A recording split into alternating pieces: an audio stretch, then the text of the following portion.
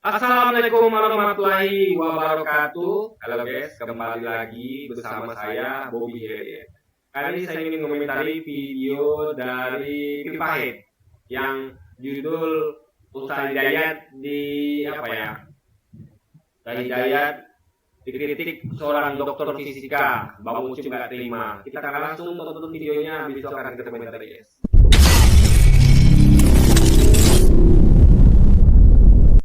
Saya di tag di sebuah video YouTube punya Adi Hidayat. Dia berceramah tentang malaikat peniup sangkakala. Ya, kemudian bicara soal alam semesta. Saya nggak tahu apa hubungannya ini dengan malaikat peniup sangkakala. Ini nggak ada hubungannya. Tapi Adi ini nekat. Adi Hidayat ini nekat membahas sesuatu yang bukan ranah dia, dan ini sudah sering membahas sesuatu yang bukan keahlian dia, ngawur. Ya. Gini ya. Ustaz Hidayat itu membahas sesuatu yang merupakan keahlian dia, yaitu bidang agama Islam, akidah Islam. Kita meyakini ada hal-hal goib seperti malaikat peniup sangkakala dan lain sebagainya. Dan itu dihubungkan dengan sains, gitu loh. Jadi itu adalah bidangnya seorang ulama. Ulama itu tidak tok ngomong tentang agama, tentang hal goib, tapi dia akan menghubungkan dengan sains. Karena agama itu adalah sesuatu yang logis harusnya, jika harus dihubungkan dengan ilmu pengetahuan.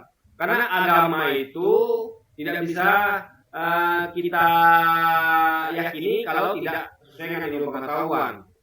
Sama kayak misalnya kalau Anda menyembah sapi, misalnya, ya, kaum menyembah sapi atau penyembah hantu, itu kalau tidak dapat berdasarkan ilmu pengetahuan, ya, itu kita percuma beragama. Kita meyakini sesuatu yang tidak masuk akal, tidak logis. Agama adalah sesuatu yang logis, sehingga harus selalu dihubungkan dengan ilmu pengetahuan. Memang ada hal goib yang memang kita tidak diberikan pengetahuan utuh untuk itu. Jadi Quran sampaikan bahwa aku tidak memberitahukan kalian hal gaib itu cuma sedikit.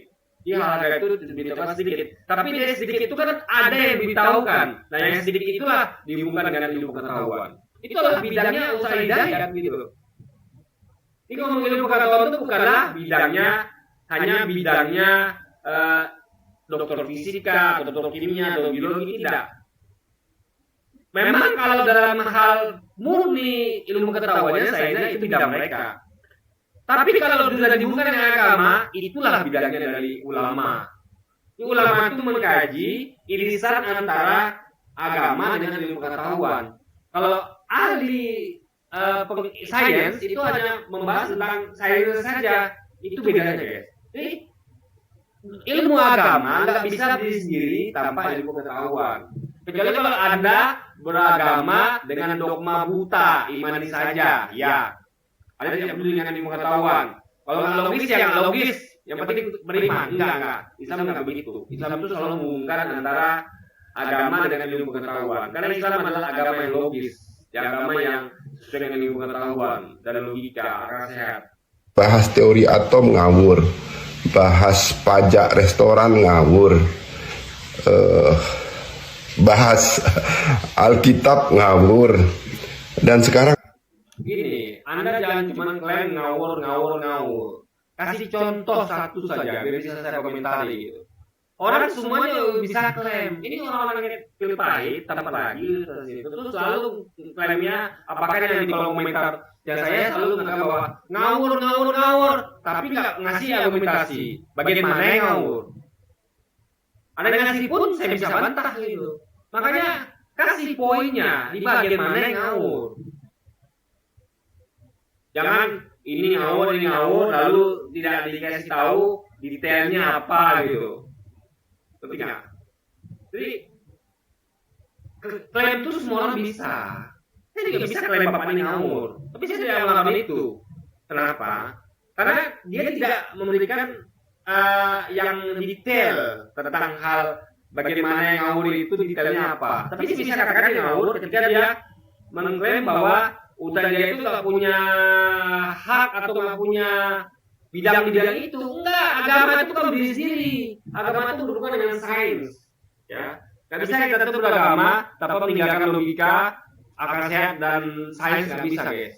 Karena kita harus memakai semuanya untuk meyakini suatu agama. Kecuali mungkin dogma agama Anda mungkin yang imani saja tanpa perlu dihubungkan dengan sains gitu kan. Islam itu beda. Islam itu adalah agama yang sesuai dengan sains dan ilmu pengetahuan. Bahas alam semesta menurut fisika ngawur lagi. Saran saya, Adi Hidayat, tolonglah Adi Hidayat, jangan bahas hal yang Anda nggak mampu. Ilmu Anda, ilmu agama Anda sudah cukup bagus, cukuplah di situ. Beri penerangan pada orang-orang. Oh, jangan salah, Adi Hidayat itu orang yang senang baca. Dia tahu banyak hal, ya guys. Ya. Jadi ilmu pengetahuan itu kan mesti dapat di bangku kuliah. Ingat itu ya. Sekitar Rocky Gerung ya. Pendidik sekolah itu bukan tempat untuk bukan tempat bukan tempat untuk belajar tapi hanya tempat untuk mendapatkan ijazah. Karena kita bisa belajar di mana saja, guys, nggak mesti di sekolah gitu ya. Dengan ilmu Anda aja, jangan ngelantur kemana-mana. Ini coba kita dengarkan. Sebagainya yang dianggap kecil, halus, dan silahkan lihat apa yang terjadi reaksinya. Kalau kita masuk kolong-kolong itu, ya kayak di tunnel ya, tunnel nafakah bahasa Arabnya itu bahasa Indonesia, terowongan ya. Kalau kita masuk ke terowongan kan di Arab tuh, kalau umroh haji kan ada terowongan. Di kita juga kalau kita ke jalan-jalan ibu kota kan masuk tuh terowongan ya, di atasnya jembatan itu kan, kita masuk tuh kan suaranya jadi lebih bising kalau ada bunyi-bunyi lebih kencang. Seperti ini nih gambarannya, ini saya ilmiah, saya jelaskan. Itu adalah gema, guys. Gema itu memantulkan gitu, tempat yang yang terowongan atau tempat-tempat yang besar itu akan memantulkan gema. Jadi itu yang bikin bising itu karena suara itu dipantulkan kembali. Kan ya. Nah, saya mencoba mengamati, melihat itu. Ada nggak penelitian ke sini tentang di dunia astronomi, antariksa dan sebagainya? Lalu saya cek. Tadi malam saya minta staf saya juga coba lihat nih, cari. Ini benar nggak isyarat Al-Quran dan sebagainya? Ternyata Masya Allah, begitu kita cek, NASA menginformasikan. Ya, coba ke sini, tolong teman-teman tunjukkan ya. Ini saya mau tunjukkan sesuatu yang sangat menarik nih teman-teman. Nah, ini informasi dari NASA. Quran surah Al-Haqqah ayat 13-14. Ternyata posisi kita bumi itu di bumi sekarang ini kecil dari sekian banyak ini. Planet, galaxis gitu kan, galaksi, planet semua gitu kan, ini ada di sini nih. Ini kalau saya besarkan tuh, sini. Jadi Usaha Jaya ini adalah dia mengambil versi lain, yaitu orang yang kompeten bidangnya itu NASA. Itu poinnya. Islam itu mengajak kita untuk mengambil sumber-sumber yang valid, yang terpercaya, kembalikan ke ahlinya. Nah, ahli Uday Jaya itu bukan ahli antariksa, maka dia mengambil sumber dari NASA. Itu poinnya, guys. Ya, sama kayak kita bukan ahli kedokteran, ya kita ambil dari data dari dokter yang ahlinya gitu, ya kan? Ini semua nih. Dan ternyata yang paling luar biasa, ya, kita bersyukur kepada Allah, kan? Satu hal yang sangat mengagumkan, menunjukkan kebenaran Al-Quran. Ternyata ini tuh apa? Ya, ternyata ini bukan terperangkap lah istilahnya ya. Berada dalam ruang, terlingkupi oleh satu ruang yang bentuknya seperti trompet gini tuh. Tuh.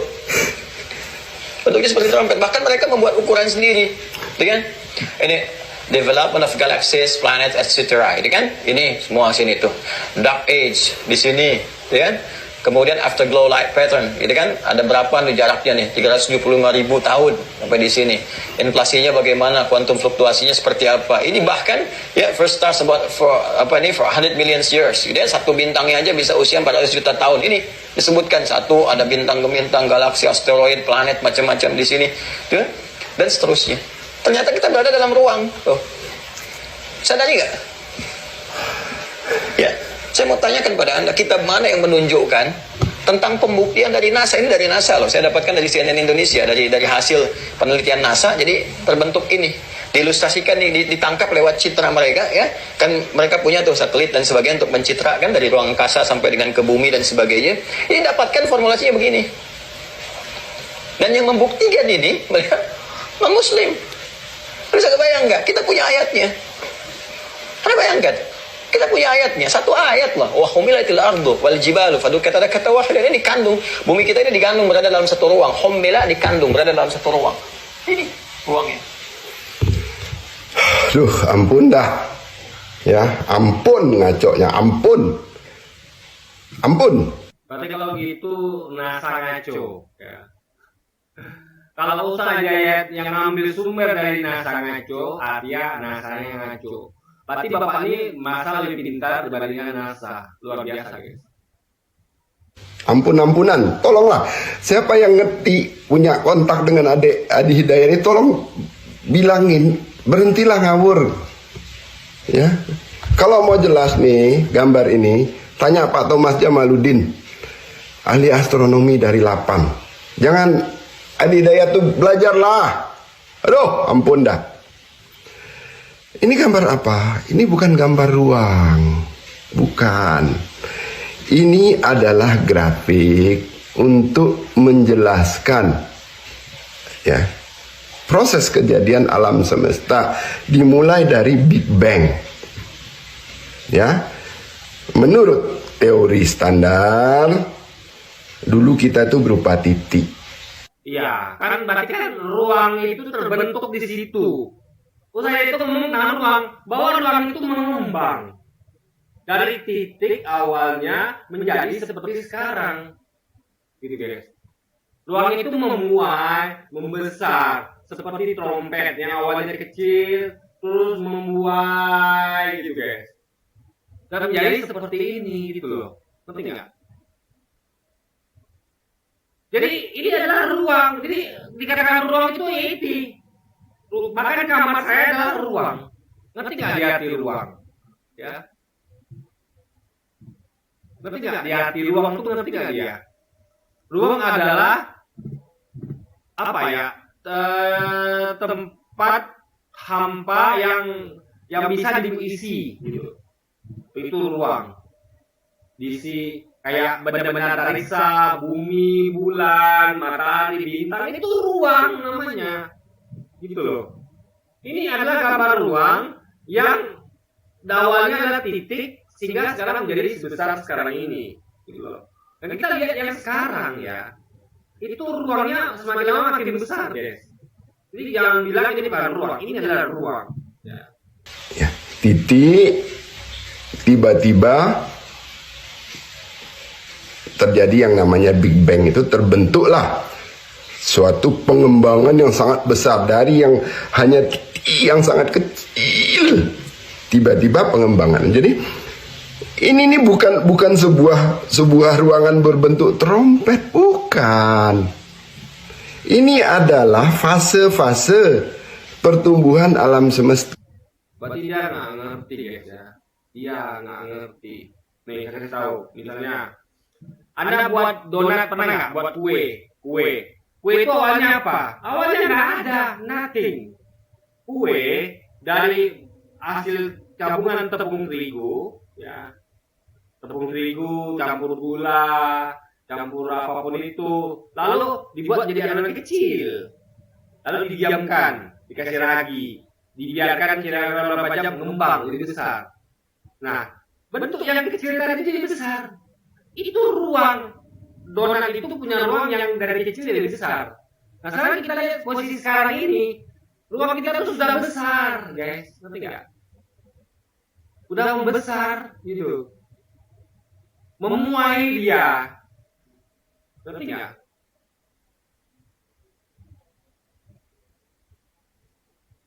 Ngerti maksudnya? Dari kecil jadi besar, gitu. Melebar, membesar, guys. Ya. Jadi bentar saya apa dulu ya, saya apa dulu, sesi dulu ya, apa ya. Nih saya bacakan ya, ini berita dari Okizon ya, nih.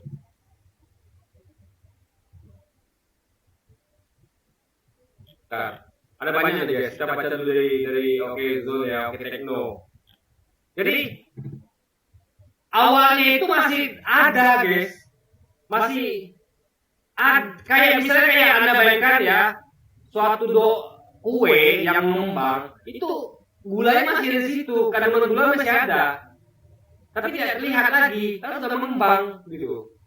Tapi masih ada, nggak hilang. Jadi atom itu masih ada, nggak hilang gitu. Cuma dia mengembang, makin besar makin besar. Nih kita baca ya. Nih, Profesor Frank Steiner dari Universitas ULM Jerman menemukan sesuatu yang sangat mencengangkan, di mana ia menyebut bahwa trompet sangkakala itu adalah bumi beserta seluruh alam semesta yang kita huni saat ini. Karena dia mengembang. Mengembang itu berarti yang alamnya masih ada, gitu, nggak hilang. Sebuah kue adonan, ya, gulanya masih ada, tepung masih ada, cuma sudah mengembang, gitu guys.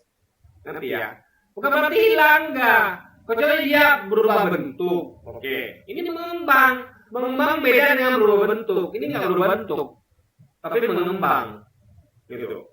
Menjadi lebih besar ruangnya. Dari awalnya kecil, hanya berupa atom-atom, jadi lebih besar, gitu guys. Nah, ini penelitiannya sendiri menggunakan sebuah peralatan canggih milik NASA yang bernama Wilkinson Microwave Anisotropy Probe WMAP. Maaf guys, saya agak batuk ya. Menurut hasil observasinya, terungkap jika alam semesta ternyata berbentuk seperti trompet. Jadi secara spesifik, WMAP ini alias alat bernama Wilkinson Microwave Anisotropy Probe itu mendeteksi ujung belakang trompet. Jadi ujung belakangnya, pada dari trompet itu ya, jadi ujung belakang itu alam semesta ini tidak bisa diamati karena dia ujung belakang. Yang bisa mati bagian depannya yang mengembang itu, bagian belakang itu nggak bisa lagi karena udah ketutup. Jadi trompet itu ketutup. Ya, yang awalnya trompet itu adalah mungkin bagian kulitnya dulu, dalam fluid itu kan ketutup oleh bagian depan trompet. Kan dia memuai guys. Nah itu logika berpikirnya. Lalu bagian depan menjadi lokasi di mana bumi dan seluruh sistem tata surya berada, merupakan alam semesta yang masih mungkin untuk diamati atau observable. Jadi bagian belakang itu nggak bisa diamati karena mungkin terlalu jauh gitu. Ya, dari segi waktu dan ruang terlalu jauh jarak dan waktunya. Yang bisa diamati adalah bagian depan. Artinya ada bagian depan dan bagian belakang. Bukan bagian satu bagian guys, ada dua bagian, depan dan belakang guys. Makanya seperti trompet gitu loh.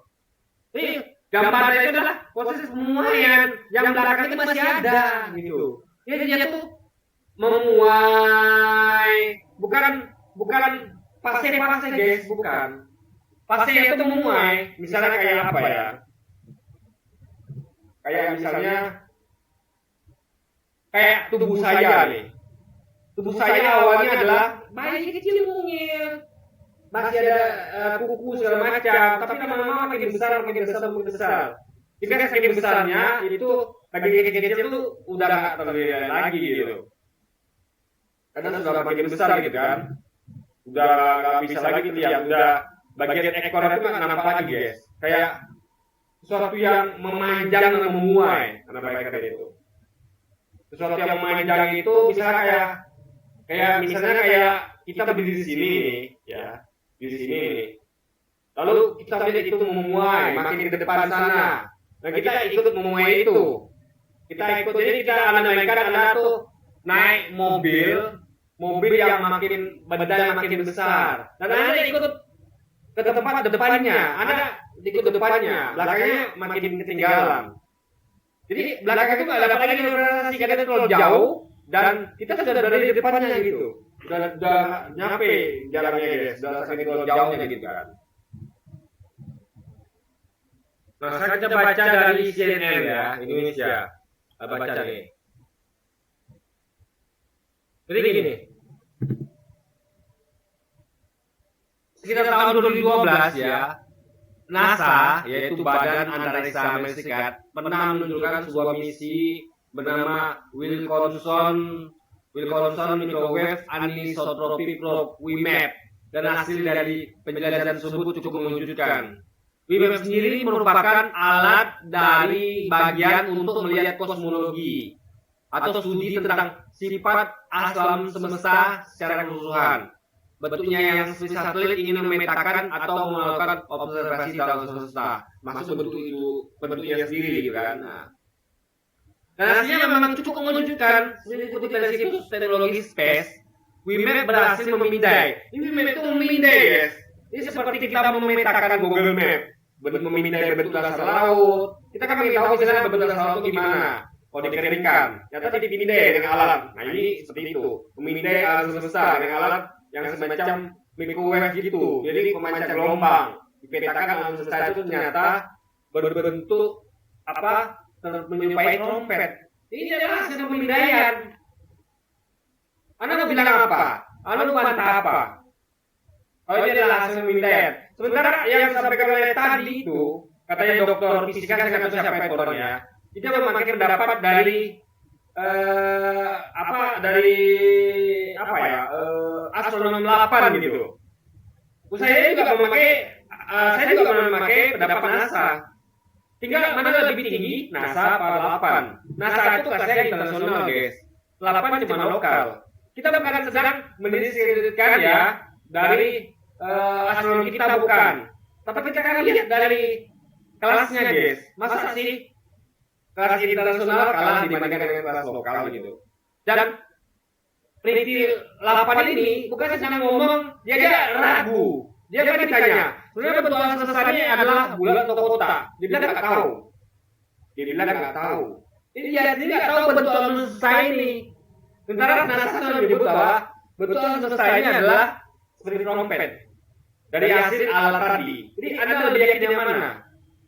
Penelitian NASA yang memakai alat untuk memindai alam semesta ini, dan dibuktikan fakta bahwa hasil pemindaian itu menemukan bukti bahwa ini berbentuk seperti trompet, atau pendapat dari astronom LIPI yang bahkan nggak tahu ya bentuknya seperti apa gitu. Kalau saya lebih percaya pada NASA, karena NASA pakai alat untuk memindai. Astronom apa tidak memakai alat itu, gitu loh. Itu logika berpikir guys. Nih, ini adalah bentuk pengukuran. Jadi diukur dengan alat tadi dia, bentuk alam semesta itu siapa. Jadi ini adalah bentuk pengukuran yang indah dari alam semesta yang merupakan peninggalan dari Big Bang atau Cosmic Microwave Background. Jadi itu tuh tidak hilang. Big Bang itu nggak hilang, guys. Masih ada bekasnya aja, jejaknya masih ada. Karena dia mengembang. Jadi awal mulai itu nggak hilang. Jadi dia itu kan berubah, mengembang. Anda bisa membedakan antara mengembang dengan berubah. Jadi gini, mengembang contohnya adalah kayak kita buat kue, kasih ragi, awalnya bulat kecil, berkembang jadi besar. Yang bulat kecil nggak hilang, tiba berubah jadi besar. Beda dengan air jadi asap, airnya hilang jadi asap. Beda ya. Mengembang dengan berubah bentuk beda, guys. Itu hal berbeda. Mengembang juga berubah bentuk, tapi tidak hilangkan yang bentuk awalnya, tidak. Hanya dia membesar, dia memuai, gitu, guys. Beda dengan berubah bentuknya seperti air jadi asap, itu beda lagi. Jadi peninggalan ini telah membantu untuk melihat asal usul, konten, usia dan geometri alam semesta, merubah paradigma kita soal pembentukan alam semesta untuk skenario terbentuknya alam semesta. Tulis Charles L. Bennett, salah satu tim peneliti di WMAP. Dia mereka pakai alat. Sementara peneliti 8 tidak pakai alat, tidak punya alatnya, guys. Jadi kita lebih percaya mana? Orang punya alat dan meneliti alat itu atau orang yang tidak punya alatnya dan tidak pernah meneliti itu. Hanya berasumsi, guys. Nah, tentu saja ada alasan mengapa bentuk alam semesta ini berbentuk seperti trompet. Jadi dikatakan oleh Bennett, ya ini kan merupakan representasi dari evolusi alam semesta yang jadi lebih dari 13,7 miliar tahun. Gitu loh guys. Jadi sekali lagi guys ya, ini adalah suatu hal yang harus kita pahami bahwa ini ada tinggal membandingkan. Kita sama-sama pakai pendapat ahli ya, cuma mana yang lebih masuk akal dan mana yang lebih meyakinkan gitu. Itu saya poinnya guys.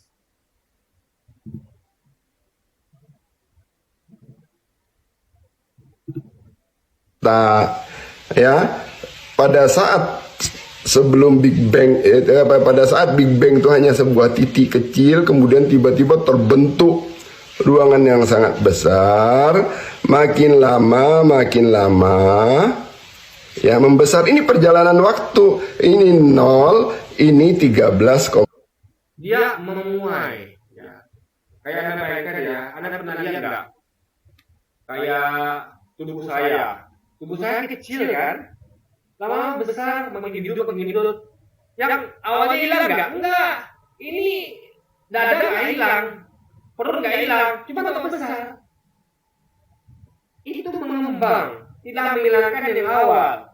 Big Bang mengembang, meledak mengembang, tidak menghilangkan yang awal. Yang awal tetap ada, partikel kecil itu pasti ada, cuma dia mengembang terus memuai. Anda ngerti lah kalau memuai ya. Memuai itu sesuatu yang kecil jadi besar, tidak menghilangkan yang kecilnya guys. Itu poinnya. Sekian miliar tahun.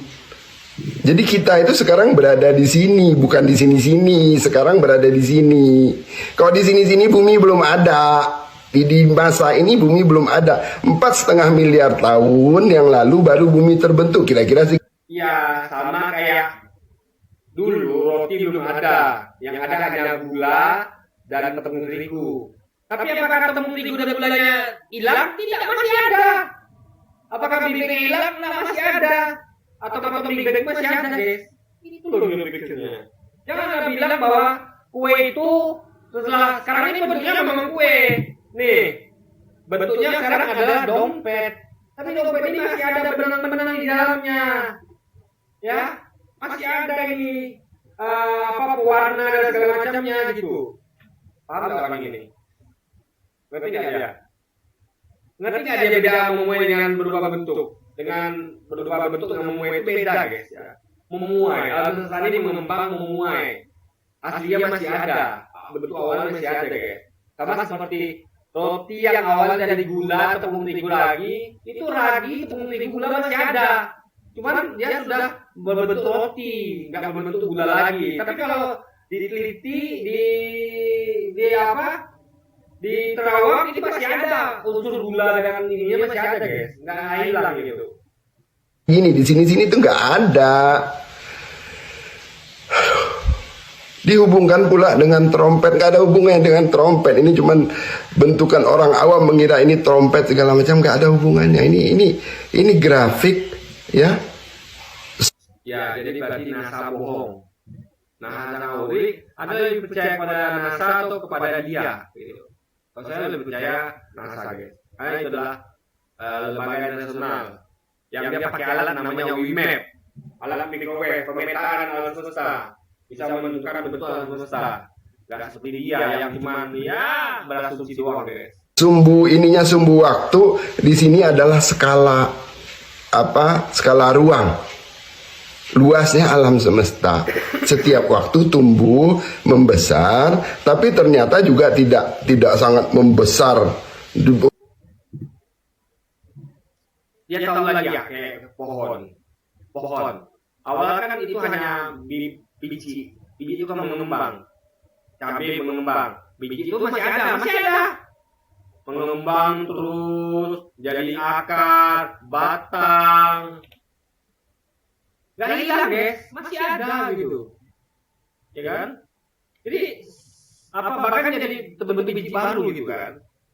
Jadi sesuatu yang mengembang itulah tidak sama dengan sesuatu yang berubah bentuk, gitu. Ya, tetap bentuk kayak Hulk, manusia kecil jadi Hulk, itu kan adalah mengembang. Berubah bentuk bahkan itu masih ada, masih punya hidup segala macam gitu kan. Ilmuwan tadinya memperkirakan tuh mengembang dengan sangat cepat, tapi ternyata tidak juga gitu. Itu loh poin ceritanya. Nggak ada hubungannya dengan malaikat Israfil. Mau mengembang cepat atau lambat, tak pokoknya mengembang.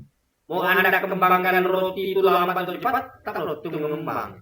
Enggak lagi roti itu kecil. Enggak lagi hanya berupa komponen namanya gula atau tepung, tapi sudah ada komponen namanya roti. Jadi lengkap. Roti itu dalam roti terdapat gula, tepung, ragi. Yang awalnya kan nggak ada roti. Tapi sekarang bumi alam semesta ini, bulan bintang itu masih ada komponen Big Bang-nya, masih ada guys. Proses itu komponen-komponen sebelum dari Big Bang itu masih ada gitu. Dia meledak memuai gitu. Betapa besar. Sama seperti adonan roti itu meledak ya, memuai jadi besar guys.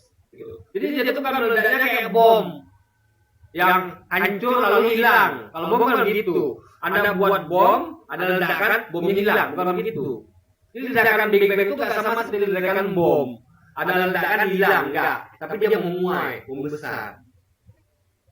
Kayak ledakan apa ya? Kayak Anda panaskan telur lah. Yang kecil jadi besar, apa ya yang kita bahas? Kayak kerupuk yang kecil itu pipi itu kan, ada ledakan di penggorengan, di minyak goreng meledak menjadi besar. Itu Big Bang itu gitu. Kerupuknya masih ada, tapi jadi kerupuk yang bisa dimakan gitu. Masih ada bahan-bahannya masih ada di sini, nggak hilang. Nggak ada hubungannya dengan suara-suara seperti yang dibahas oleh Adi Hidayat itu. Ya kalau mau jelas tanya Pak Thomas Jamaluddin deh gitu, yang pakar. Ya saya cuma mau bilangin Ustaz Adi Hidayat, berhentilah ngomong yang Anda nggak paham itu. Kasihan menyesatkan masyarakat. Anda tuh seorang ustadz, seorang ulama. Ya jangan ngomong yang Justru dia ini nggak layak ngomong tentang sangkakala, ya nggak layak ngomong dia.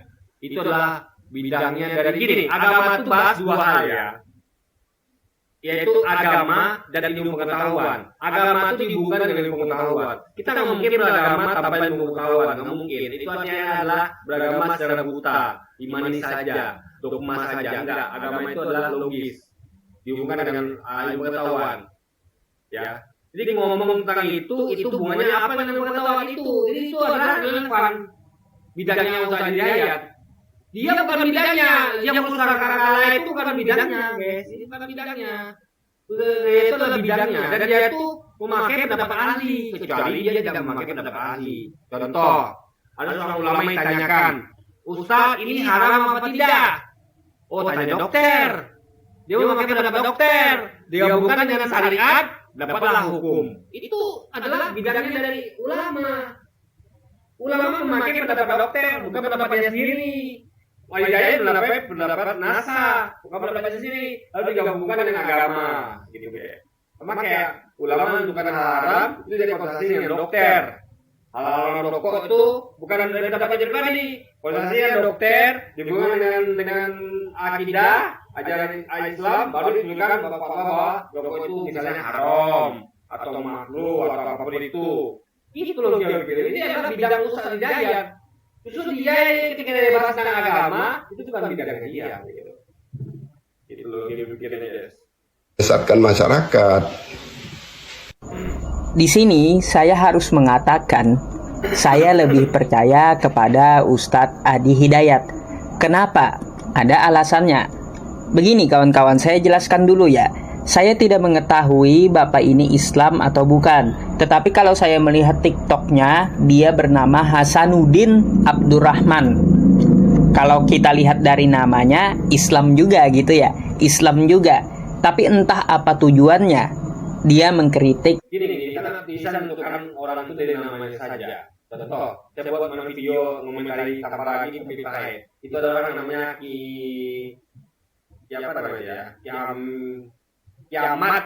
Kiamat sama Rihana. Itu ini namanya kayaknya Islam. Juga dari profilnya, yang Kiamat dia pakai kopiah putih, baju gamis, kayaknya Islam. Ceweknya itu pakai jilbab, meskipun tidak sempurna. Ternyata mereka bukan Islam guys, makanya saya ragu gitu. Jadi nggak bisa orang itu bukan agama itu dari hanya nama atau dari profil saya gitu, metodologi ya guys.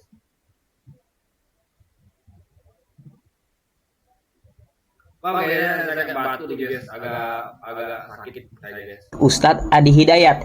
Lalu mengapa saya mengatakan lebih percaya Ustadz Adi Hidayat? Memang Al-Quran itu cabang ilmunya banyak. Salah satunya adalah Al-Quran dan sains gitu. Nah, ketika Ustadz Adi Hidayat menjelaskan Al-Quran yang berkaitan dengan sains, artinya dia telah memenuhi satu kriteria, yaitu ahli agama. Lah, kalau Bapak ini apakah ahli agama? Kita nggak tahu. Terus, apakah Bapak ini ahli sains? Kita juga nggak tahu. Jadi, pendapat dia ini berdasarkan kapasitas dia sebagai apa? Nah, itu yang membuat saya tidak percaya dengan Bapak ini. Makanya saya lebih percaya kepada Ustadz Adi Hidayat, karena memenuhi satu kriteria, yaitu ahli agama. Ya, kalau Bapak ini dua-duanya nggak ahli agama, bukan sains, bukan. Apa yang mau kita percaya gitu loh. Nah, kawan-kawan semuanya, kalau Anda berpendapat seperti apa? Kalau kita melihat artikel-artikel, ya banyak ya penemuan NASA bahwa alam semesta ini berbentuk trompet. Memang dikorelasikan dengan Al-Quran kita. Di dalam Quran cuma satu ayat saja yang sesuai disampaikan oleh Ustadz Adi Hidayat tadi. Ya itu udah betul gitu loh. Lah kalau mau jelasnya, ya tinggal Anda buka artikel dari NASA. Silahkan seperti itu, Anda teliti dari artikel NASA sendiri. NASA sendiri yang menjelaskan. Lah kalau Bapak ini yang menjelaskan, ahli sains bukan. Lalu omongannya ini apa yang dapat kita percaya gitu loh. Sumpah aku sampai geter banget ngeliat video si Bapak ini. Ampun ngacoknya, ampun. Tuh guys, salju udah mulai berjatuhan dan berserakan di mana-mana tuh. Ada seorang dokter di bidang fisika yang mengomentari video Ustadz Adi Hidayat di YouTube yang menjelaskan sebuah gambar yang digunakan oleh NASA. Informasi dari NASA. Dan juga komunitas sains tentunya untuk menggambarkan perkembangan alam semesta berdasarkan teori Big Bang dan teori standar. Temuan sains yang digambarkan dalam gambar sederhana ini menurut Adi Hidayat mengkonfirmasi suatu ayat tertentu, kebenaran suatu ayat. Quran surah Al-Haqqah ayat 13-14. Menurutnya ini adalah ruangan terlingkupi oleh satu ruang yang terkandung di dalamnya benda-benda alam semesta. Ada bintang-bintang, galaksi, asteroid, planet, macam-macam di sini. Dan ruangan ini ternyata berbentuk trompet. Yang bentuknya seperti trompet. Lalu bentuk trompet ini ia kaitkan dengan trompet malaikat Israfil. Wa humilatil ardu wal jibalu fadukat dakatan wahid. Ketika meniup sangkakala menimbulkan bunyi yang sangat keras. Suaranya jadi lebih bising. Lalu dapat membenturkan benda-benda itu dan menghancur leburkan alam semesta. Menurut dokter fisika ini, penjelasan itu adalah penjelasan yang ngaco. Duh, ampun dah. Ya, ampun ngacoknya, ampun. Lalu dia menyebutkan, sudahlah jangan menyebarkan cerita ngaco, lalu harus belajar. Adi Hidayat tuh belajarlah. Dan segala macam. Komentar ini dikomentari lagi oleh perempuan ini secara emosional. Sumpah aku sampai geter banget ngeliat video si Bapak ini. Lalu perempuan ini mengata-ngatakan perkataan yang isinya asumsi-asumsi. Terus nggak usah nyenggol-nyenggol kita, Palestina Israel. Bapak tuh juga sebenarnya Kristennya abal-abal apa gimana Pak? Ini adalah tipikal reaksi yang banyak terjadi di Indonesia. Ketika seseorang mengungkapkan tentang fakta tertentu, orang terkungkung pada pernyataan itu tanpa mau untuk memeriksa fakta yang diceritakan tersebut. Membahas sesuatu yang bukan keahlian dia ngawur. Bahas teori atom ngawur. Pajak restoran ngawur. Bahas Alkitab ngawur. Dan sekarang bahas alam semesta menurut fisika. Yang saya lakukan, saya periksa faktanya, apakah benar Ustadz Hidayat menjelaskan gambar tersebut salah atau benar. Lalu saya bandingkan penjelasan Ustadz Hidayat dengan penjelasan sains yang memproduksi gambar tersebut. Ternyata penjelasan sains tentang gambar ini berbeda sama sekali dengan penjelasan Ustadz Adi Hidayat. Artinya Ustadz Adi Hidayat menjelaskan produk dari sains ini dengan penjelasan yang salah. Sayangnya penjelasan yang salah tersebut dianggap mengkonfirmasi suatu ayat tertentu, seolah-olah menjadi pembenaran dari suatu ayat, atau sebaliknya ayat membenarkan suatu penjelasan yang ternyata salah. Dan ini sayangnya dilakukan di publik berluas. Gini ya, saya terangkan ya. Dia yang saya sampaikan tadi ya. Apa namanya ya? Seorang ulama itu memang harus begitu. Dia tuh harus bisa menghubungkan antara apa yang disampaikan oleh kitab khususnya dengan ilmu pengetahuan. Karena nggak boleh ilmu pengetahuan itu bertentangan dengan kitab suci. Kalau sampai kita menemukan ilmu pengetahuan bertentangan dengan kitab suci, kita akan tinggalkan kitab suci itu, guys. Karena berarti kitab suci itu tidak sesuai dengan ilmu pengetahuan. Makanya nggak heran ada banyak sekali yang ulama harus begitu, memang harus begitu metodologinya untuk mencapai kebenaran harus begitu. Tidak untuk apa kita beragama. Nah, jadi apa yang dilakukan oleh dia itu sudah sah dan benar gitu. Dan tadi saya katakan ya, saya mengatakan dengan makanya bapak ini ya, saya katakan siapa ya, dia tidak melihat bahwa faktanya di artikel itu disebut bahwa dengan alat pemindai bernama WM itu, ya sudah dipetakan itu kan, memang bentuknya seperti trompet. Itu jelas perkataan gitu. Makanya tarik hubungan antara ruang dan waktu itu.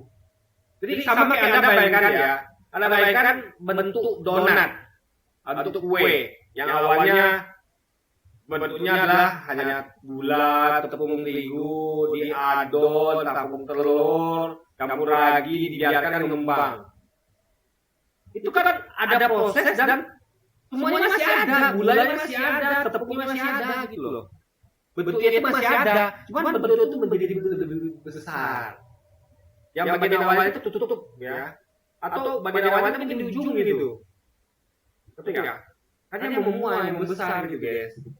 Ya kan? Jadi tergantung bentuknya juga. Kalau dia mau bentuk itu awalnya memuainya ke bagian mana ya kan seperti itu tiba-tiba kan. Karena tadi kan ada bagian depan dan belakang. Artinya bumi kita adalah bagian depan, bagian belakangnya adalah bagian partikel kecil itu, yang bagian yang mengembang itu guys, kan di media sosial dan dianggap suatu standar kebenaran oleh orang-orang tertentu. Barangkali itu yang membuat pernyataan yang mengandung muatan emosional dari dokter ini. Tapi Adi ini nekat, ampun ngacoknya, ampun. Bukan, masalahnya kenapa kita emosional? Karena ranahnya ulama ini diganggu. Ya, ulama itu membuat suatu hubungan antara ilmu pengetahuan agama itu adalah bidangnya ulama itu. Makanya dia itu pakai pendapatnya ahli seperti NASA. Bukan pendapat. Kalau dia pendapat pribadi ya, Hidayat itu ya, dia tidak memakai pendapat NASA, oke lah, kita bisa menyalahkan itu. Tapi dia memakai pendapat NASA. Dan bapak ini memakai pendapat 8. Lebih tinggi mana NASA atau 8? 8 itu hanya berasumsi tentang apa yang NASA lakukan. Padahal kalau 8 ini membaca letak partikelnya, di sini dikatakan bahwa pemetaan oleh alat ilmu itu memetakan bahwa memang ada bagian muka dan belakang. Bentuknya seperti trompet, itu fakta, gitu. Bukan hanya gambar itu tadi, geser posisi tadi, bukan. Tapi gambar itu memang sesuai dengan kenyataannya, gitu. Ya. Penting nggak? Ini Anda bayangkan kayak kue itu ya, Anda bayangkan kue yang diaduk tuh, dicampur gula, tepung. Itu kan bentuknya mungkin bulat kecil kayak gini ya. Ini bulat kayak gini mungkin. Ini kan. Jadi besar ini. Jadi ininya masih ada. Cuma dia sudah berubah di sini gitu loh. Ngerti nggak? Bukan hilang, masih ada. Sama kayak tadi itu kayak tumbuh. Ada kan saya tanam batang segini, batang ubi segini. Tumbuh dia ke atas ke bawah. Bawahnya tumbuh akar, atasnya tumbuh lagi memanjang. Batangnya masih ada, nggak hilang. Itu alam semesta. Bakalnya itu masih ada, nggak hilang guys. Itu poinnya. Ampunan. Bilangin, berhentilah ngawur. Adi Hidayat tuh belajarlah. Jadi ngawur sebenarnya adalah Kang Hasan ini. Dia ngawur guys. Ya. Bukan ahli agama, ya kan? Cuma ngambil asumsi gitu loh. Bukan NASA, bahkan bukan 8 juga. Saya lihat dia minimal dia adalah seorang ahli agama. Dan dia pakai pendapat NASA. Gitu loh guys. Nggak ada hubungannya dengan malaikat Israfil. Nggak ada hubungannya dengan suara-suara seperti yang dibahas. Jadi kita kepastian itu ya kita memang nggak bisa memastikan. Tapi kita bisa mengumumkan. Karena kepastian itu hanya milik Allah. Gitu guys, ngerti ya. Manusia itu hanya diberikan pengetahuan sedikit. Tapi kita berhak, kita tuh boleh mengumumkan gitu.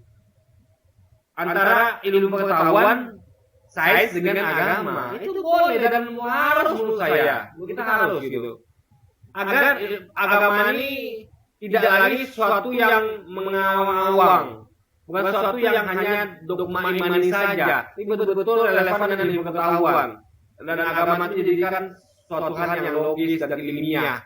Sesuai dengan sains. Bukan hanya sekedar dogma imani saja. Apa kata pendeta gitu guys.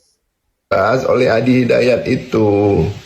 Saya bilang bermuatan emosional karena memang itu adalah salah, dan kata salah ini bisa disebut dengan ngawur, ngaco, ngelantur, segala macam, tergantung muatan emosional dari yang mengucapkannya, dan menjadi muatan emosional tertentu bagi pendengarnya karena setiap diksi itu mengandung nuansa. Penjelasan ini orang siapa gitu kan? Ini orang siapa ini? Ya, jadi apakah ahli fisika? Kan enggak juga gitu. Makanya pendapatnya orang itu tinggal kita pilih. Siapa pendapat yang masuk akal gitu. Ya kan? Penjelasan yang benar tentang gambar ini bukan gambar ruang. bisa ditelusuri langsung dari sumber yang Ini bukan gambar ruang. Itu ruang. Kamar saya aja, jangan lagi ngomong tentang bumi dan semesta, langit, bintang ini, langit itu. Kamar saya adalah ruang. Bapak tadi bilang ini bukan ruang. Guys, ngerti nggak dia di ruang itu? Itu aja udah salah gitu. Ini botolnya adalah ruang ini. Ruang yang berisi air di dalamnya. Saya buka nih. Dalamnya ada ruang berisi air dan berisi tidak ada air, udara. Ini ruang. Apalagi bumi yang semesta ini ruang yang isinya pohon-pohonan, manusia, gunung, lautan, air. Gimana sih Bapak ini, guys? Masa katanya itu bukan ruang?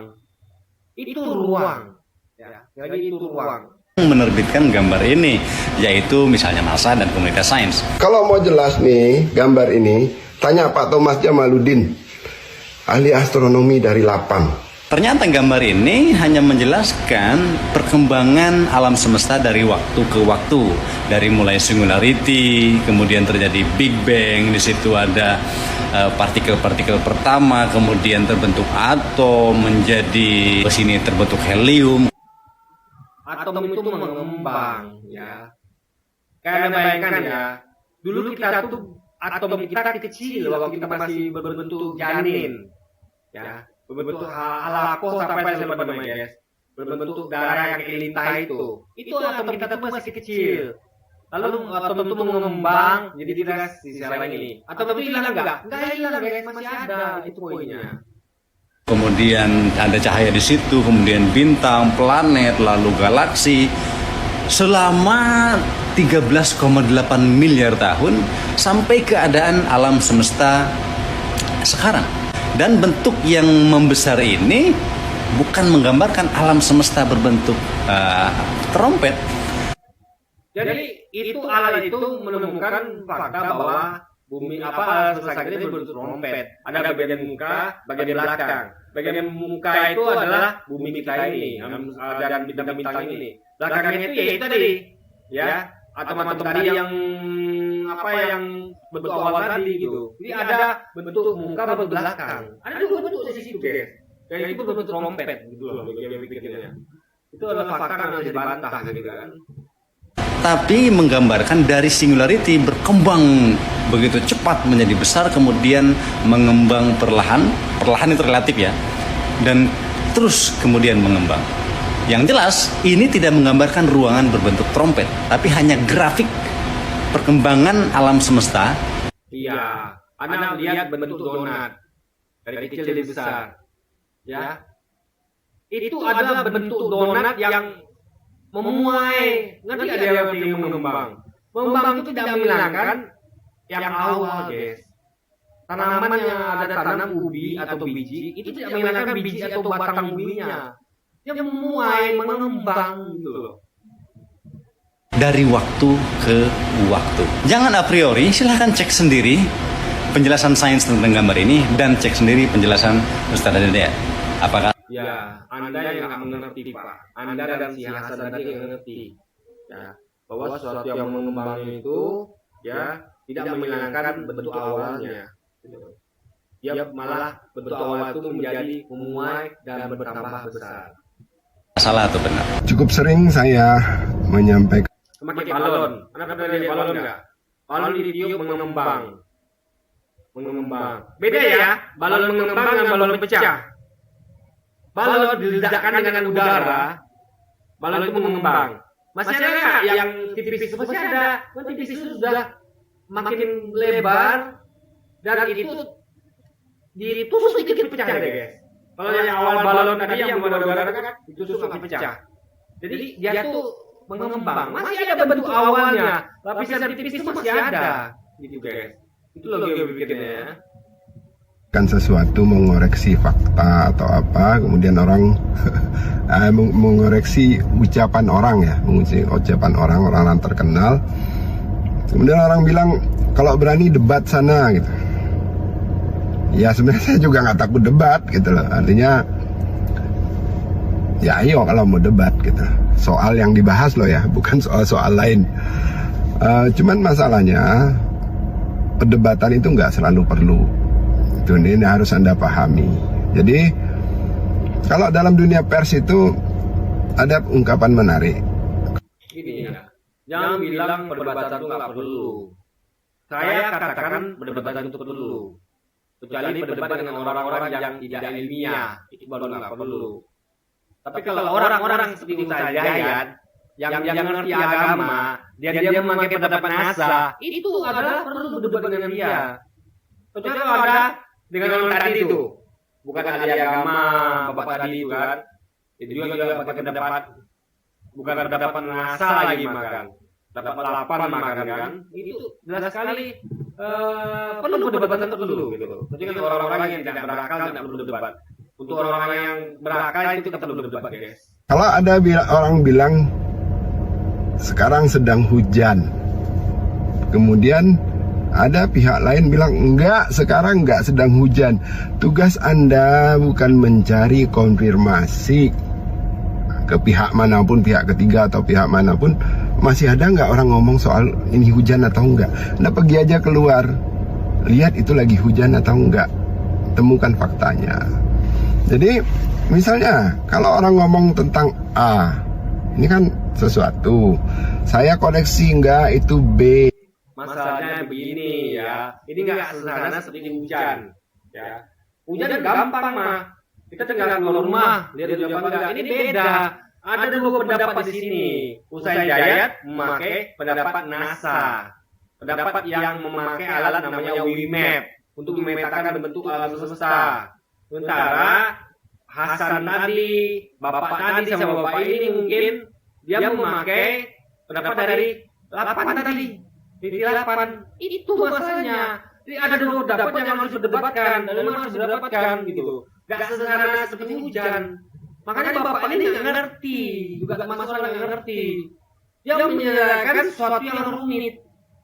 Dua pendapat ahli, satu NASA yang memakai alat nama WIMAP dengan pendapat dari peneliti 8. Disamakannya dengan sesimpel hujan turun.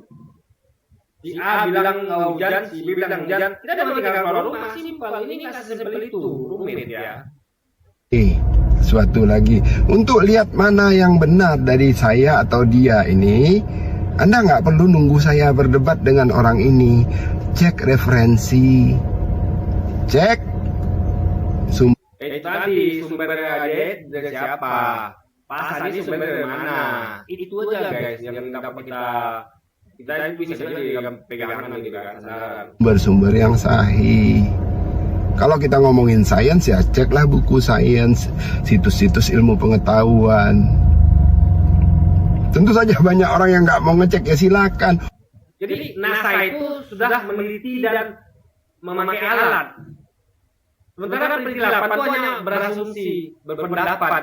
Dia tidak pernah mengadakan penelitian. Jadi NASA meneliti dengan alat namanya WIMAP, menemukan ada bentuk muka, ada bentuk belakang, ada bentuk semesta. Bentuk muka adalah bumi beserta bintang isinya, bentuk belakang adalah bagian awal dari Big Bang tadi. Ya, itu hasil penelitian. Dari 8 itu hanya berasumsi. Jadi tidak pernah meneliti. Mana lebih meyakinkan Pak? Pakai logika lagi. Oh, saya lebih percaya sama si ini. Saya percaya sama si ini, dia ilmunya lebih dalam. Silakan. Nggak urusan saya. Ya, tapi kalau Anda mau tahu faktanya, Anda tinggal buka buku sains. Jadi nggak perlu nunggu perdebatan. Tapi kalau mau diajak debat ya oke aja gitu loh. Ya. Jadi problemnya adalah orang banyak nggak bisa memeriksa fakta itu gitu loh. Ketika bicara tentang sains, orang nggak bisa memeriksa fakta sains. Apalagi kalau bicara yang berat-berat seperti Big Bang itu. Ya akhirnya orang hanya mikir, oh pokoknya aku percaya sama si Anu, ya silakan. Ya kalau mau tetap bodoh. Itu kan namanya memakai pendapat ahli. Ahli Hidayat itu adalah ustadz yang ahli bidang agama dan dia mencampurnya dengan ahli dari bidang astronomi yaitu NASA. Lengkap sudah, apalagi yang melakukan. Tapi tetap sekali lagi ya, kebenaran milik Allah. Kita hanya bisa memakai pendapat ahli. Tapi Bapak tadi siapa?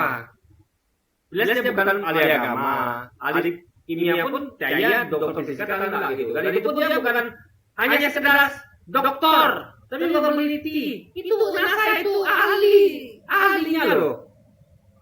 Apakah orang NASA bukan para dokter?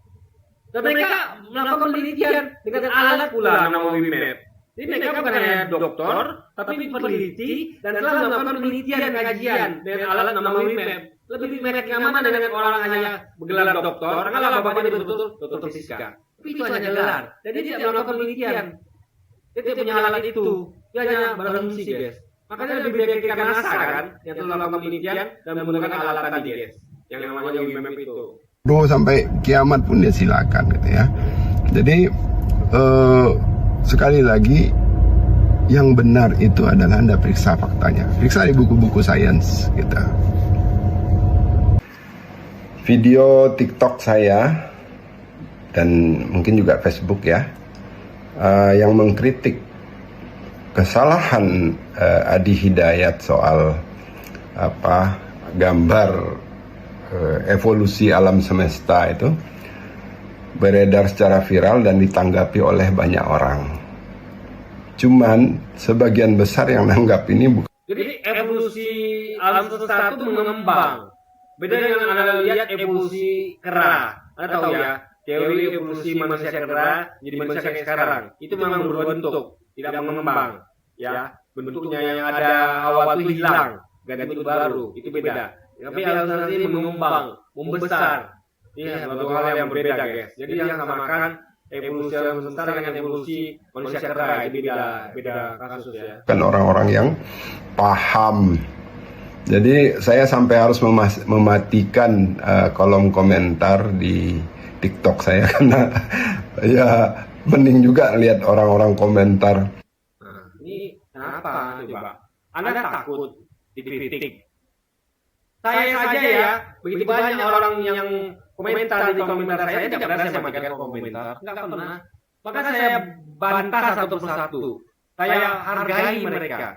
Saya gapai dengan mereka, saya komentar sesuatu. Saya bantah, saya balas guys. Saya kasih penjelasan, saya kasih bantahan. Kenapa takut dengan komentar? Kenapa? Kalau Anda benar ya, Anda tidak perlu takut dengan komentar. Kenapa Anda mematikan komentar? Anda takut dengan kebenaran. Takut Anda. Ya kan? Itu juga lebih pikir guys. tanpa paham isinya gitu. Ngeri banget saya lihat orang-orang yang sama sekali tidak paham materi yang dibicarakan ikut komen. Ya harusnya dikasih paham, bukan dimatikan komentar gitu loh. Kayak saya nih, jangan kalau nggak paham, ya kasih paham, kasih komentar. Gak paham nggak? Saya kasih paham lagi, kasih komentar lagi. Gak paham nggak? Saya bukan video bahkan guys. Jadi itu adalah ciri-ciri orang yang tanggung jawab. Saya adalah orang yang tanggung jawab. Bapak ini tidak tanggung jawab dia. Ketika menonton suatu isu, dikomentari, dia matikan komentar. Ini kan ngaco guys, ngawur. Anda berbuat harus berani tanggung jawab. Minimal Anda jelaskan soal yang kayak dengan Anda. Gitu. Ya.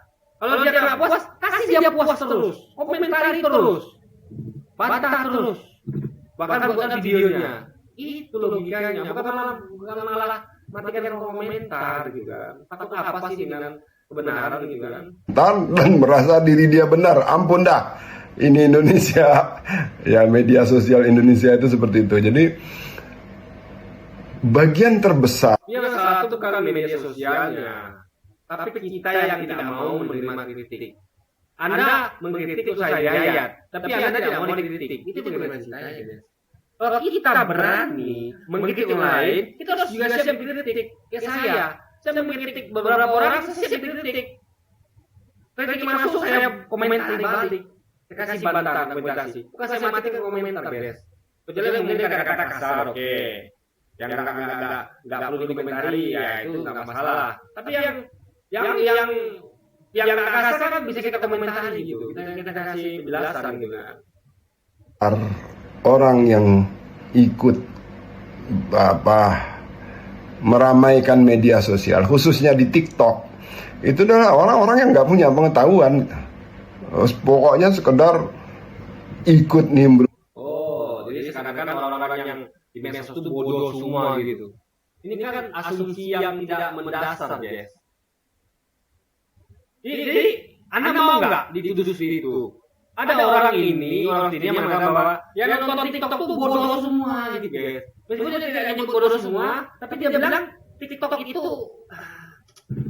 kan bisa dipilih-pilih. Mana yang bisa dibantah, mana tidak gitu loh. Kalau dia memaki-maki ya itu memang tingkat jasanya memang kurang. Tapi kalau dia ngasih argumentasi yang logis, ya ada bantah gitu. Bukan memang komentar ada tuduh bahwa TikTok tuh, media sosial tuh, netizen begitulah. Nggak begitu loh dia pikir aja. Nggak semua orang itu bodoh gitu loh. Jadi tidak pernah menghargai orang-orang yang komentar, guys. Oh saya hargai. Anda silakan komentar saya akan respon. Pas ada waktu saya akan balas, saya akan asimilasi saya gitu. Saya menghargai pendapat Anda, saya menghargai pikiran Anda. Bukan seperti Bapak ini yang tidak menghargai, berani mengkritik tapi tidak mau dikritik. Malah matikan komentar, guys. Dan menghina atau menjudge bahwa orang-orang yang komentar itu adalah orang-orang yang tidak jelas gitu atau tidak berakal. Itu kan aneh sekali, guys. Logika pikirnya gitu kan. Di Bapak ini memang tukang klaim gitu. Memanglah tukang klaim itu begitu gitu kan. Pandai mengkritik tapi tidak mau dikritik, guys. Aja. Jadi orang-orang itu mengomeli saya di kolom inbox gitu, di inbox saya, marah-marah karena kolom komentar saya tutup. Mereka itu ingin komentar. Makanya kalau mau orang marah-marah, ya dibuka kolom komentarnya. Jadi orang tuh nilai Anda tuh gentle, Anda tuh tanggung jawab, berani mengkritik, harus siap dikritik. Anda karena diri orang nggak tanggung jawab, makanya untuk marah. Siapa sih yang marah? Yang marah lihat orang, ada orang nggak bertanggung jawab, guys. Pasti orang marah. Saya ketika saya mengkritik orang, lalu saya tutup komentar, orang pasti akan marah sama saya. Sedangkan saya masih buka komentar aja, orang masih marah sama saya. Minimal saya memberikan mereka saluran untuk komentar, untuk ngasih unek, mungkin hinaan. Saya masih kasih ruang, Bapak aja ngasih ruang, ya wajar orang yang inbox dia gitu loh. Jadi Bapak aja saya lihat tidak punya kemampuan sistematika untuk berpikir. Dia sudah tahu ketika kita menyumbat suatu saluran komunikasi, orang akan marah dan menuntut tanggung jawaban, guys. Itu hal yang wajar gitu. Jadi yang salah Bapak ini, bukan orang-orang itu. tapi bukan ingin membantah konten yang saya sampaikan tadi, sekedar pengen memaki saya gitu. Ya kenapa ada untuk komentar? Orang itu membantah itu di komentar. Ngerti nggak ada maksudnya?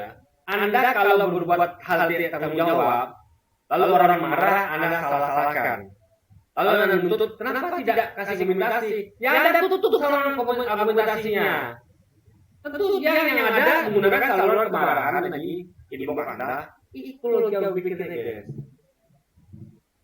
Ya inilah satu hal yang kita harus prihatin, bahwa masyarakat kita ini tidak terdidik, tidak punya pengetahuan. Justru Anda yang tidak terdidik. Anda harusnya tahu bahwa argumentasi itu disampaikan di komentar, bukan inbox. Inbox itu adalah marah-marah. Ya wajar, Anda tutup saluran komunikasinya atau tutup saluran argumentasinya. Ya Anda mereka marah-marah gitu, karena Anda tidak tanggung jawab gitu loh. Ya, orang-orang yang sudah sekolah pun, ya, yang sudah jadi dia menjudge orang itu bodoh, nggak sekolah, nggak pendidikan. Padahal dia yang tidak berpendidikan logikanya. Masa nggak ngerti alur metodologi bahwa orang itu untuk menyampaikan argumentasi itu di komentar, bukan di inbox. Dia tutup komentar, ya orang baru marah di inbox. Salah dia, bukan salah orang itu, guys. Lulus kuliah termasuk itu. Ya orang yang nggak punya pengetahuan. Orang yang punya pengetahuan, dia akan punya pengetahuan kalau dia mendapat memakai pendapat para ahli, ngerti nggak? Orang yang ngerti di dunia kedokteran, dia akan jadi ahli kalau dia memakai pendapat para ahli. Ngerti nggak? Misalnya, kayak penyebab kanker, saya nggak ngerti nih penyebab kanker. Tapi ketika saya mendapat pendapat para ahli kedokteran, saya jadi ahli. Ngerti nggak? Saya memakai pendapat para ahli, gitu loh. Orang yang ahli pun bisa jadi ahli, dia memakai pendapat para ahli. Itu loh yang pikirnya, guys. Orang yang tidak bisa menakar pengetahuan saya itu di mana, ya kan? Kasarannya, orang yang tidak tahu bahwa diri dia itu tidak tahu. Ini yang paling parah emang. Ya, orang yang tidak tahu bahwa dia tidak tahu, dia yang parah itu orang nggak tahu bahwa kenapa orang itu marah-marah karena dia itu tidak tanggung jawab. Itu yang parah, guys. Dia tuh nggak tahu kalau dirinya nggak tanggung jawab setelah melakukan kritikan kepada Ustaz Hidayat, lalu ketika dia di komentari dia tutup komentar. Orang marah-marah, dia nggak tahu itu, gitu loh. Wah, itu adalah bagian dari orang itu kenapa dia menuntut orang itu kasih komentasi tapi dia tutup komentar. Ini gimana ceritanya, coba ya kan? Dia merasa tahu, dia ikut komentar.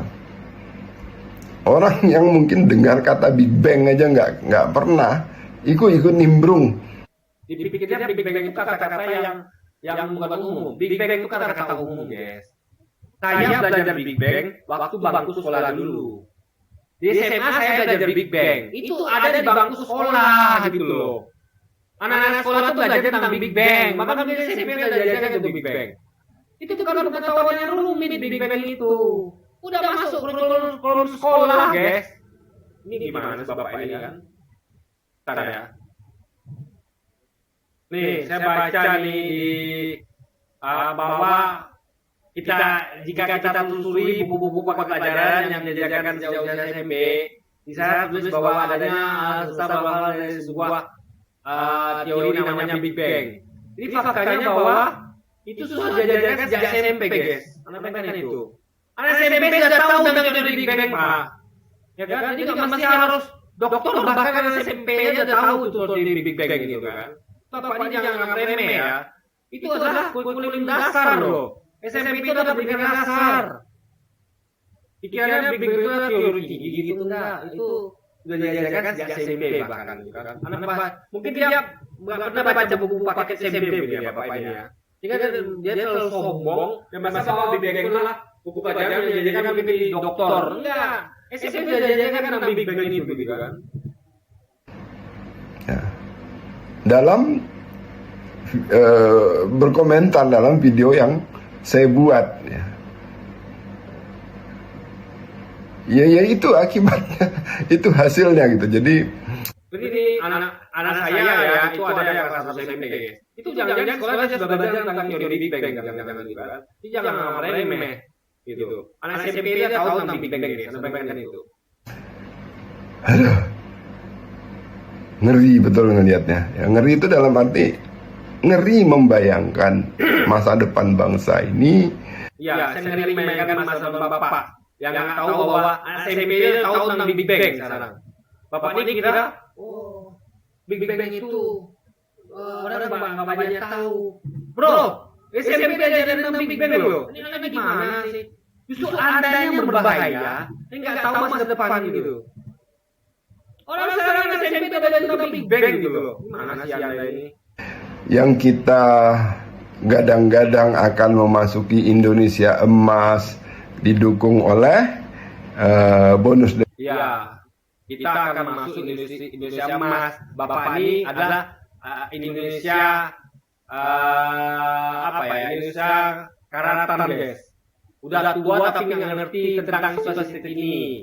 Bahwa teori Big Bang itu sudah diajarkan di buku-buku pakai pelajaran SMP bahkan guys. Demografi ya, tapi isinya yang seperti itu gitu ya. Makanya sementara ini kolom komentar di TikTok saya tutup ya, untuk diri saya sih sebenarnya males ngelihat orang-orang seperti ini. Ya, untuk lari dari tanggung jawab. Saya tidak pernah tutup kolom komentar. Ya, paling kalau kata-kata yang kasar itu disortir oleh YouTube-nya bukan saya.